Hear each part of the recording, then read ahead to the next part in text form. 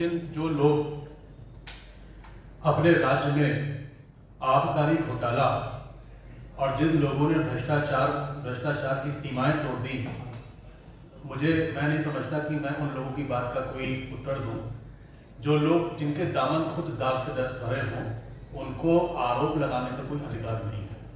अच्छा, अखिलेश यादव जी ने भी कहा कि पार्टी टाइम चल रहा है, सरकार नवरात्रि में जो है फ्री एक के साथ एक बोतल फ्री की स्कीम लेकर आई है। उनका भी जो है लगता है राजनीति में कुछ मर्यादाएं होनी चाहिए। हमें मुद्दों पे बात करनी चाहिए, हमें सरकार की कार्यनीतियों पे बात करनी चाहिए। विपक्ष का काम है, मैं ये मानता हूँ, विपक्ष का काम सरकार की आलोचना करना होता है, नीतियों का आलोचना करना होता है। लेकिन अगर कोई इससे इतर केवल नकारात्मकता की ओर कोई बढ़ रहा हो, और विपक्ष में देखता हूँ कि लगातार नकारात्मकता की ओर बढ़ रहा है, उसका कोई इलाज नहीं है। मैं ऐसे तथ्यहीन और मैं कहूँगा कि विपक्ष पूरी तरीके से अपनी लाइन से हट गया है। मैं समझता हूँ कि ऐसे तथ्यहीन प्रश्नों पे उत्तर देना मैं ठीक नहीं समझता। अखिलेश यादव ने यह भी कहा है कि बीजेपी को दुर्गंध पसंद है, इसलिए वो लोग गौशाला खोल रहे हैं, तो गौशाला से दुर्गंध आ रही है उनको। ये तो सोच समाजवादी पार्टी की है, क्योंकि गौ माफियाओं को समाजवादी पार्टी ने पोसा पाला है। जो गाय कटवाते थे उन्हें गाय से दुर्गंध ही आएगी, उन्हें सुगंध नहीं आएगी। हमारी संस्कृति में गाय को माता कहा गया है, हमारी संस्कृति में गाय को पूजा जाता है। शायद उन्हें ये बात सपा को, समाजवादी पार्टी और लोगों को ये बात समझ में नहीं आई। अच्छा, मुख्यमंत्री जी ने जनपद के अधिकारी श्री ममता प्रसाद जी, अधीक्षक जाधव जी, विकास अधिकारी कौमिया जी, सभी हमारे पत्रकार साथी, सेवा सुशासन और सुरक्षा के मूल मंत्र पे हमारी पिछले 8 वर्ष की सरकार के कार्यकाल के पूर्ण होने के अवसर पर आज एक प्रेस कॉन्फ्रेंस आपके बीच में उपस्थित हूँ। निश्चित तौर पर पिछले 8 वर्षों में माननीय मुख्यमंत्री जी के नेतृत्व में उत्तर प्रदेश में अभूतपूर्व प्रगति हुई है। सबसे पहले जो छवि प्रदेश की 8 वर्ष पूर्व उत्तर प्रदेश की छवि जो देश के क्राइम कैपिटल के रूप में पहचाना जाता था, आज उसको देश के ग्रोथ इंजन के रूप में जाना जाता है।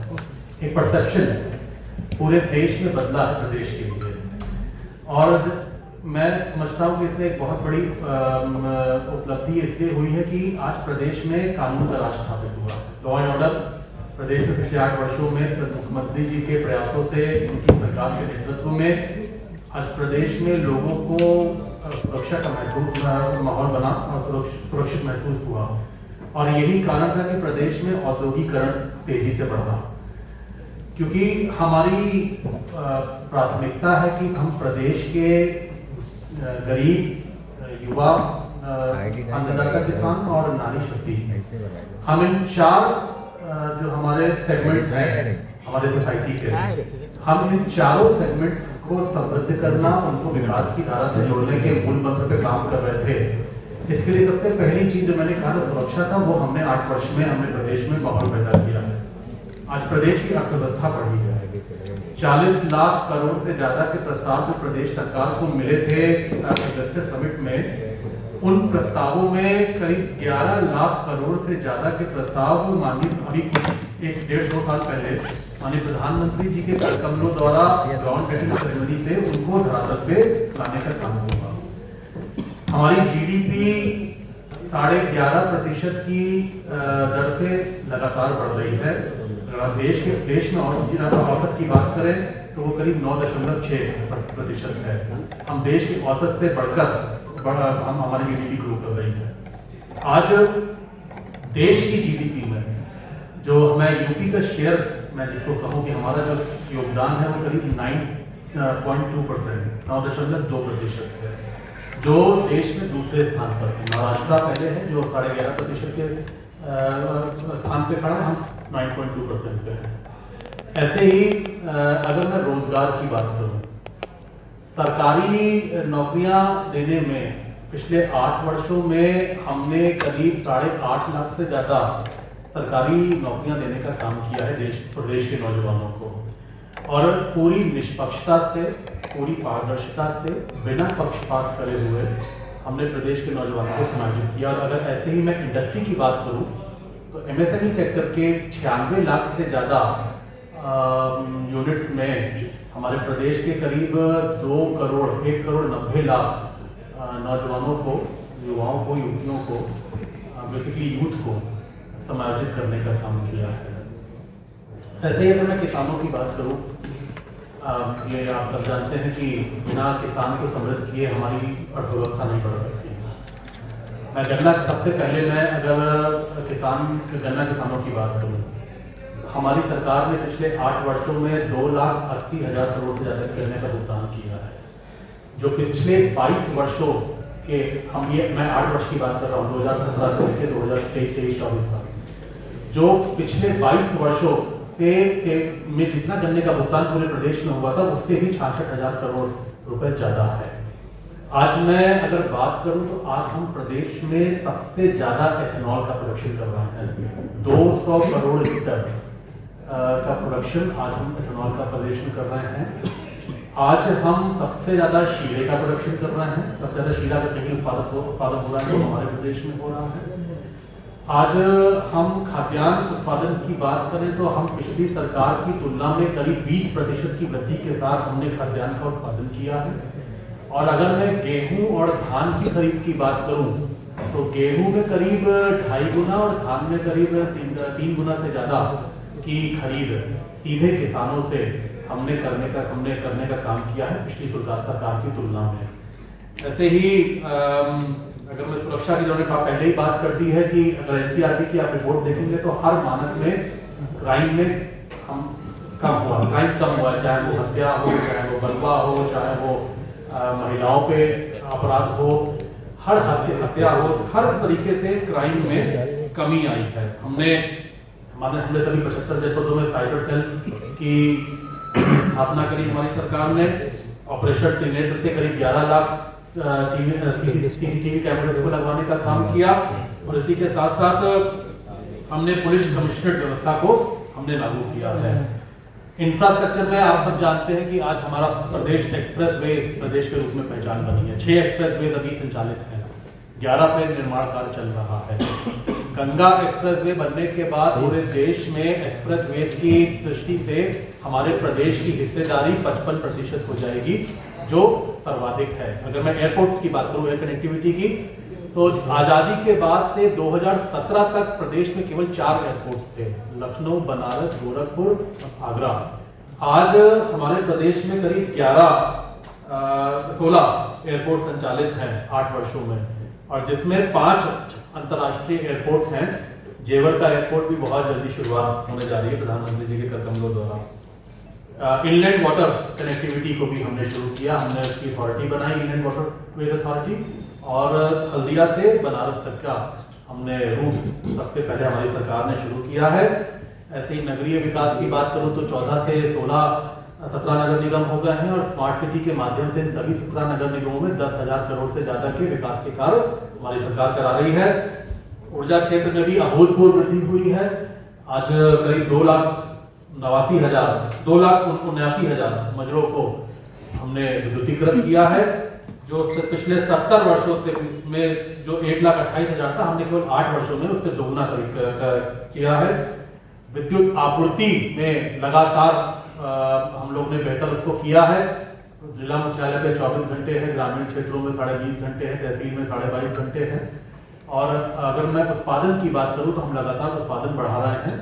ऊर्जा के इंफ्रास्ट्रक्चर को बेटर करते हुए हम लगातार उत्पादन बढ़ाने में काम कर रहे हैं। 30,000 मेगावाट से ज़्यादा की विद्युत आपूर्ति हमने पिछले साल गर्मियों में हमने प्रदेशवासियों में को करने का काम किया था, जो एक और रिकॉर्ड है। आज ईज ऑफ डूइंग बिजनेस में हम अचीवर स्टेट बन गए हैं। ऐसे ही मैंने MSME की बात करी दी है।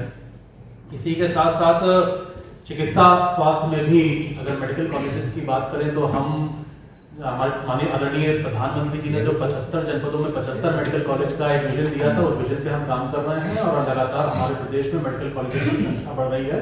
और क्योंकि मेडिकल कॉलेज की संख्या बढ़ रही है तो हमारे UG अंडर ग्रेजुएट जो MBBS की मैं कहता हूँ, जो PG जो कि पोस्ट ग्रेजुएट कोर्सेज में भी सीटों की लगातार बढ़ोतरी हम लोग कर रहे हैं। जो डॉक्टर्स की कमी की एक समस्या हमारे सामने है, उस डॉक्टर्स की कमी को हम दूर करने का हम लोग प्रयास कर रहे हैं। ऐसे ही सभी बीमारियों की मैं बात करूं तो चाहे डेंगू के मरीज हो, मलेरिया के मरीज हो, जापानी बुखार हो, एक्यूट एन्सेफेलाइटिस सिंड्रोम हो, ये हर तरीके की जो बीमारियां हैं इसमें अभूतपूर्व कमी आई है और मृत्यु दर में भी बहुत ज्यादा कमी देखने को मिली है। महाकुंभ आप सब जानते हैं कि एक बड़ा आयोजन हुआ प्रदेश में। महाकुंभ ने पूरे विश्व की नजरें उत्तर प्रदेश की ओर थी, प्रयागराज की धरती पे हुआ था, जिसकी आलोचना विपक्ष ने बहुत करी थी। लेकिन उनकी आलोचना के इतर महाकुंभ का आयोजन मैं समझता हूं कि विश्व में इतना बड़ा आयोजन न कभी किसी देश प्रदेश में हुआ है, न कभी मुझे लगता होगा। एक सफल कार्यक्रम जिसमें करीब 66 करोड़ 30 लाख श्रद्धालुओं ने प्रयागराज की धरती पे आके डुबकी लगाई थी और जो इंफ्रास्ट्रक्चर वहां पे डेवलप किया गया था, ये एक कीर्तिमान बना और गिनीज वर्ल्ड रिकॉर्ड में भी उसका नाम दर्ज हुआ। मैं उस आयोजन के लिए मैं माननीय मुख्यमंत्री जी का तो आभार व्यक्त करूंगा ही करूंगा सबसे पहले, साथ ही साथ वहां जो व्यवस्था में लगे हुए थे, खासतौर से मीडिया कर्मी, हमारे स्वास्थ्य कर्मी, स्वच्छता में जो लगे हुए थे, हमारे सफाई कर्मचारीगण और सभी लोग जितने भी लगे थे, उन सबका धन्यवाद देना चाहता हूँ। महाकुंभ के अवसर पर हमारी सरकार ने 5 नए धार्मिक कॉरिडोर बनाए। उसमें सबसे पहले प्रयागराज, बनारस, काशी और विंध्याचल का कॉरिडोर बना था। दूसरा कॉरिडोर बनाया प्रयागराज, गोरखपुर, अयोध्या। तीसरा प्रयागराज, लखनऊ, नैमिषारण, प्रयागराज, गाजीपुर, चित्रकूट और प्रयागराज, मथुरा, वृंदावन, शुभ तीर्थ। ये हम लोगों ने कॉरिडोर बनाए थे। आध्यात्मिक टूरिज्म को बढ़ावा मिला और जो लोग मठ मंदिरों में दर्शन करने के लिए जो प्रदेश में आए थे, उनकी लगातार वृद्धि, उन लोगों की संख्या में लगातार वृद्धि हुई है। 2024 तक उत्तर प्रदेश में करीब 60 करोड़ से ज्यादा के श्रद्धालु आए थे पर्यटन की दृष्टि से, और केवल कुंभ में केवल 1 महीने में, सिर्फ 45 दिन में प्रदेश में करीब 66 करोड़ से ज्यादा श्रद्धालु आए हैं। तो एक बड़ी उपलब्धि। जीएसडीपी की बात करूं तो हम आज $1 ट्रिलियन इकोनॉमी की अगर मैं बात करता हूं, माननीय मुख्यमंत्री जी का जो विजन है, हमारी अर्थव्यवस्था आज 27 लाख करोड़ की अर्थव्यवस्था बन चुकी है। यही सवाल जब 2017 में हमारी सरकार जब बनी थी, जब सपा की सरकार गई थी, विपक्षी सरकार गई थी, तब करीब 12.5 लाख करोड़ की अर्थव्यवस्था थी। हमने 8 वर्षों में अपनी अर्थव्यवस्था को दोगुना किया है। 2025-26 में हमारा लक्ष्य है कि हम अपनी अर्थव्यवस्था को 30 लाख करोड़ से ऊपर पहुंचाएं। और $1 ट्रिलियन इकोनॉमी की जब बात करते हैं, हमारा लक्ष्य है कि 2027 तक हम इसको 80 लाख करोड़ की अर्थव्यवस्था बनाएं। इसी लक्ष्य के साथ हम लोग काम कर रहे हैं। हेलो हेलो हेलो हेलो इसी लक्ष्य के साथ हम लोग काम कर रहे हैं। आज हमारा स्टेट रेवेन्यू सरप्लस स्टेट हो गया है। आज हमारा स्टेट रेवेन्यू सरप्लस स्टेट हो गया है, क्योंकि मैं आबकारी विभाग देख रहा हूं और ये आपको जानकर बेहद प्रसन्नता होगी कि 17 में जब हम सरकार में आए थे तो हम रेवेन्यू डेफिसिट स्टेट थे। रेवेन्यू डेफिसिट मतलब कि हमारे स्टेट में जो इनकम होती है, जो अन्य मदों से आती है, चाहे वो जीएसटी से हो, आबकारी से हो, खनन से हो, ट्रांसपोर्ट डिपार्टमेंट जो देता था, और इसी के साथ साथ जो स्टैम्प डिपार्टमेंट देता था, वो हम लोग जितनी हमारा खर्चा था वो ज़्यादा था, इनकम कम थी। आज मुझे खुशी है कि मैं केवल अगर मैं आबकारी विभाग की बात करूँ तो 17 में आबकारी विभाग का रेवेन्यू 14,000 करोड़ था स्टेट में। आज हम लोग 31 मार्च आने जा रही है, हम उस रेवेन्यू को हमने बढ़ा के 8 वर्षों में 14,000 करोड़ से बढ़कर 51,000 करोड़ तक करीब पहुंचने जा रहे हैं। बल्कि मैं 52,000 करोड़ की मैं कोशिश कर रहा हूँ कि 52,000 करोड़ पहुंच जाए, और मेरा अगले साल का लक्ष्य है कि हम 63,000 करोड़ करीब पहुंचे हमारा रेवेन्यू। आज हम लोग रेवेन्यू सरप्लस स्टेट बन गए हैं, और जो पैसा जो टैक्स का आता है वो तमाम योजनाओं में लग रहा है और जन कल्याणकारी योजनाओं में लग रहा है। मैं एक निष्कर्ष के साथ ये जरूर कहना चाहूंगा आपके सामने, क्योंकि पिछले 3 दिन से लगातार प्रेस कॉन्फ्रेंस चल रही है, कई ये सारे विषय करीब आपके बीच में आ गए होंगे। मैं ये निष्कर्ष के साथ कहूंगा कि आज हम लोग, अगर मैं मानकों को देखूं तो मानकों के आधार पे आज बहुत देश की लगभग जितनी भी बड़ी योजनाएं चल रही हैं, चाहे वो केंद्र सरकार चला रही हो और चाहे वो प्रदेश सरकार चला रही हो, आज हम नंबर 1 स्थान पे पूरे देश में खड़े हुए हैं। अब अगर एक एक करके थोड़ा 5 मिनट है तो मैं बता दूं कौन सी योजना है 5 मिनट आपको? हम लोग तो 45 मिनट से बैठे हैं। 2 बजे अच्छा तो 5 मिनट हो गए। बिल्कुल। देखिए सबसे पहले धार्मिक आध्यात्मिक सांस्कृतिक आयोजनों में हम नंबर 1 स्थान पे हैं। ग्रामीण आवास, प्रधानमंत्री ग्रामीण आवास बनाने में हम नंबर 1 स्थान पे हैं। प्रधानमंत्री किसान सम्मान निधि देने में हम नंबर 1 स्थान पे हैं देश में। उज्ज्वला योजना में हम नंबर 1 पे हैं। स्वनिधि योजना के अंतर्गत हम नंबर 1 पे हैं। पेंशन, अटल पेंशन योजना के अंतर्गत पंजीकरण कराने में हम नंबर 1 स्थान पे हैं। ग्रामीण स्वच्छ शौचालय निर्माण में हम देश में नंबर 1 स्थान पे हैं। महिलाओं के विरुद्ध अपराधों में सजा दिलाने में हम नंबर 1 स्थान पे हैं। ईज ऑफ डूइंग बिजनेस में हम मेरे पहले अचीवर स्टेट हैं। सूक्ष्म लघु मध्यम उद्यम उद्योगों की स्थापना में हम 96 लाख यूनिट को स्थापित करने वाले हम पहले राज्य बन गए हैं, नंबर 1 स्थान पे हैं। जनधन योजना में हम लोग 1 स्थान पे हैं। सुरक्षा बीमा योजना में हम लोग 1 स्थान पे हैं। जीवन ज्योति बीमा योजना में 1 स्थान पे हैं। अटल पेंशन योजना में हम 75 लाख नामांकन के साथ 1 स्थान पे हैं। दीपोत्सव 25 लाख से ज्यादा दियों को जलाने में दीपोत्सव कराने में हम नंबर 1 स्थान पे हैं। गन्ना चीनी खाद और आलू शीरा उत्पादन में हम नंबर 1 स्थान पे हैं। इथेनॉल में मैंने बोली दिया है नंबर 1 स्थान पे हैं।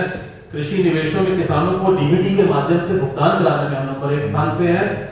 और इसी के साथ साथ ई मार्केट जेम से अंतर्गत सर्वाधिक सरकारी क्रय करने में उत्तर प्रदेश नंबर 1 स्थान पे है। कौशल विकास नीति के लागू करने में नंबर 1 स्थान पे है। सबसे आखिरी में राष्ट्रीय शिक्षा नीति के क्रियान्वयन की कार्य योजना विकसित करने में उत्तर प्रदेश राज्य देश में नंबर 1 स्थान पे है। तो इन सब उपलब्धियों के साथ हम लोग लगातार आगे बढ़ रहे हैं और मुझे विश्वास है कि आदरणीय प्रधानमंत्री जी के कुशल मार्गदर्शन में, माननीय मुख्यमंत्री जी के कुशल नेतृत्व में उत्तर प्रदेश ऐसे ही आगे बढ़ता जाएगा। बहुत बहुत धन्यवाद। एक सवाल है, अभी आपने उपलब्धि बताई आबकारी विभाग की, हमने जो है 17 से 3 गुना कर दिया। आप आम आदमी पार्टी के एक नेता सौरभ भारद्वाज, उनका एक आज स्टेटमेंट आया कि उत्तर प्रदेश सरकार 1+ ऑफर चला रही है और हिंदुओं को शराबी बना रही है। क्या ये जो आपका 3 गुना रेवेन्यू है उनकी बात को साबित करता है? देखिए, जो लोग अपने राज्य में आबकारी घोटाला और जिन लोगों ने भ्रष्टाचार की सीमाएं तोड़ दी, मैं नहीं समझता कि मैं उन लोगों की बात का कोई उत्तर दूं। जो लोग जिनके दामन खुद दाग से भरे हों, उनको आरोप लगाने का कोई अधिकार नहीं है। अच्छा, अखिलेश यादव जी ने भी कहा कि पार्टी टाइम चल रहा है, सरकार नवरात्रि में जो है फ्री एक के साथ एक बोतल फ्री की स्कीम लेकर आई है। उनका भी जो है लगता है राजनीति में कुछ मर्यादाएं होनी चाहिए। हमें मुद्दों पे बात करनी चाहिए, हमें सरकार की कार्यनीतियों पे बात करनी चाहिए। विपक्ष का काम है, मैं ये मानता हूँ विपक्ष का काम सरकार की आलोचना करना होता है, नीतियों का आलोचना करना होता है। लेकिन अगर कोई इससे इतर केवल नकारात्मकता की ओर कोई बढ़ रहा हो, और विपक्ष में देखता हूँ कि लगातार नकारात्मकता की ओर बढ़ रहा है, उसका कोई इलाज नहीं है। मैं ऐसे तथ्यहीन और मैं कहूँगा कि विपक्ष पूरी तरीके से अपनी लाइन से हट गया है। मैं समझता हूँ कि ऐसे तथ्यहीन प्रश्नों पे उत्तर देना मैं ठीक नहीं समझता। अखिलेश यादव ने यह भी कहा है कि बीजेपी को दुर्गंध पसंद है, इसलिए वो लोग गौशाला खोल रहे हैं, तो गौशाला से दुर्गंध आ रही है उनको। ये तो सोच समाजवादी पार्टी की है, क्योंकि गौ माफियाओं को समाजवादी पार्टी ने पोसा पाला है। जो गाय कटवाते थे उन्हें गाय से दुर्गंधी आएगी, उन्हें सुगंध नहीं आएगी। हमारी संस्कृति में गाय को माता कहा गया है, हमारी संस्कृति में गाय को पूजा जाता है। शायद उन्हें ये बात सभा को समाजवादी पार्टी और लोगों को ये बात समझ में नहीं आई। अच्छा, मुख्यमंत्री जी ने हाल ही में कभी आया है, उसमें इन उपलब्धियों के बीच में अपने जनपद में 3 विधायक जन आकांक्षाओं में खड़े होते हैं, उसमें एक आप हैं, इसकी बधाई आपको है। इसमें आप क्या कहेंगे? देखिए, मुझे आपसे जानकारी हुई है, मुझे इसकी जानकारी नहीं थी। मैं तो केवल अपना काम कर रहा हूँ। देखिए, मुझे जो जनता ने जिम्मेदारी दी है और एक जनप्रतिनिधि की हैसियत से एक बड़ी अपेक्षाएं हैं लोगों की। क्षेत्र का विकास कराना, जनपद का विकास कराना। प्रदेश सरकार में मंत्री के रूप में और सबसे पहले हरदोई के जनप्रतिनिधि और एक बेटे के रूप में मुझे पिछले 4थी बार मुझे विधानसभा में बैठने का अवसर मिला है। मैं अपना केवल जो मेरा कर्तव्य है, जो लोगों की अपेक्षाएं, मैं उन अपेक्षाओं पे खरा कैसे उतरूँ, मैं केवल इस पर काम करता हूँ। और ये मेरी जिम्मेदारी है कि अगर जनता ने मुझे अपना नेतृत्व करने का मौका दिया है तो मैं जनता की अपेक्षाओं को पूरा करूँ। मुझे नहीं पता मीडिया ने अगर कौन सा ऐसा सर्वे किया मुझे जानकारी नहीं, लेकिन अगर जनता की ये राय है तो मैं बहुत बहुत आभार व्यक्त करना चाहता हूँ कि जो अपेक्षाएं जनता की थी मुझसे, मैंने उन अपेक्षाओं को पूरा किया। मुख्यमंत्री हरदोई नगर की एक अपेक्षा थी महायोजना की और नगर पालिका सीमा विस्तार की। पिछले 8 साल हो चुके हैं और 8 सालों से लटकी हुई, ये कब तक पूरी हो जाएगी? महायोजना बहुत जल्दी, इस पे काम चल रहा है, बहुत जल्दी महायोजना का काम पूरा हो जाएगा, आपके बीच में आ जाएगा। सीमा विस्तार में भी कुछ आपत्तियां आई थी, कुछ लोगों ने आपत्तियां करी थी, उन आपत्तियों पे जवाब हो गया है, पूरा काम पूरा हो गया है और फाइल ऊपर चली गई है। जब भी सीमा विस्तार का कार्यक्रम शुरू होगा तो मैं निश्चित तौर पे मैं माननीय मंत्री जी से बात करके मिलकर सीमा विस्तार कराने का काम करूँगा। अभी आपने गन्ने की एक बार गन्ने की बात करी कि गन्ने का पेमेंट वगैरह हो गया है और शीरे में और एथेनॉल में प्रोडक्शन सबसे ज़्यादा हुआ है। तो शीरे और एथेनॉल का जो प्रोडक्शन हुआ है उसका लाभ तो उनको मिला, मिल्स को मिला।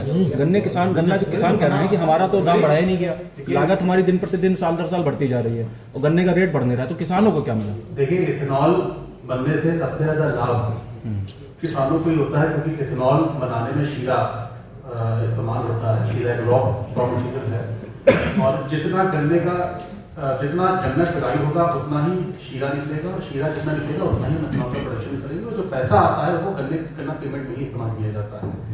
यही कारण है कि मैंने जो बताया कि 2,70,000 करोड़ से ज़्यादा गन्ने का भुगतान गन्ना किसानों को हमारी सरकार ने किया है। यही कारण है कि लगातार, क्योंकि हम एथेनॉल का प्रोडक्शन बढ़ा रहे हैं, क्योंकि गन्ना कैश क्रॉप कहा जाता है और ऐसा नहीं है। गन्ने की जो प्राइस है, गन्ने की प्राइसिंग लगातार प्रदेश सरकार ने बढ़ाई है।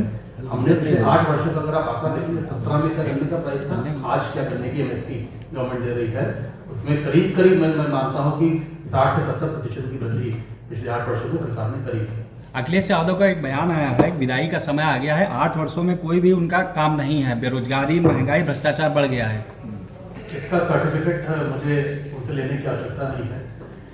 लोकतंत्र में हमें जनता के सर्टिफिकेट की आवश्यकता है और जनता ने 2022 में हमारी सरकार को सर्टिफिकेट दे दिया। अच्छा, एक सवाल और ले लीजिए। मुख्यमंत्री जी ने राहुल गांधी जी को नमूना बता दिया, इस पर हंगामा मचा हुआ है, आपकी क्या राय है राहुल गांधी के प्रति? मुख्यमंत्री जी तो नमूना बता दिया उनको। अब अगर मुख्यमंत्री जी ने बताया तो मान लीजिए हम लोग ने भी बताया तो उस पर विपक्षी जो दल है वो हंगामा मचाए हुए हैं, कैसा नहीं? ठीक है, देखिए, हम ही लोग नहीं बता रहे हैं, मैं बहुत ज़्यादा तो नहीं कहना चाहता, देश ने साबित कर दिया है कि वो लोग क्या हैं, तो मैं इसको बहुत ज़्यादा चर्चा नहीं करूँगा। हमारे नेतृत्व ने जो कहा है, आप समझ लीजिए कि हम लोग की भी बात है। रामगोपाल यादव का आगरा में सपा सांसद के ऊपर हमला हुआ है। अखिलेश यादव ने कहा कि अरे नहीं, छोड़िए अखिलेश यादव को, आगे तो बिहार प्रदेश के विकास की बात हो रही है। शिक्षा और बेरोजगारी चरम पे है। आप लगता है इतनी देर की 40 मिनट से इसके बाद मंत्री जी, कल किसान नेता राकेश टिकैत हरदोई आए थे और आए होली मिलन समारोह किसानों से बात करने थे, लेकिन करके चले गए किसान पंचायत और खूब भड़काने का भी किसानों ने प्रयास किया। उनका कहना है कि लगातार जो किसान है काफी परेशान होता है। देखिए, ये लोकतंत्र है, लोकतंत्र को हर व्यक्ति को अपनी बात रखने का अधिकार है।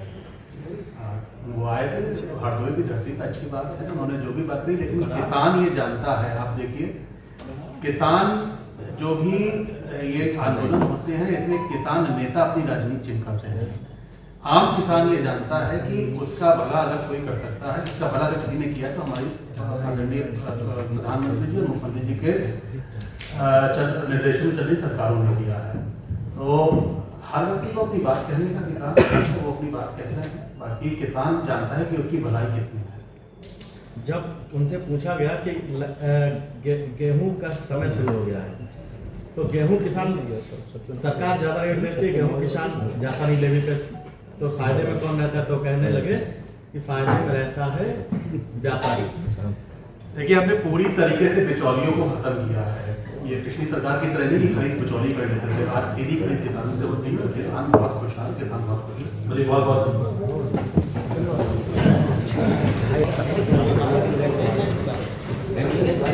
यह डिप्लोमा आईडी के एक होने का भाव है।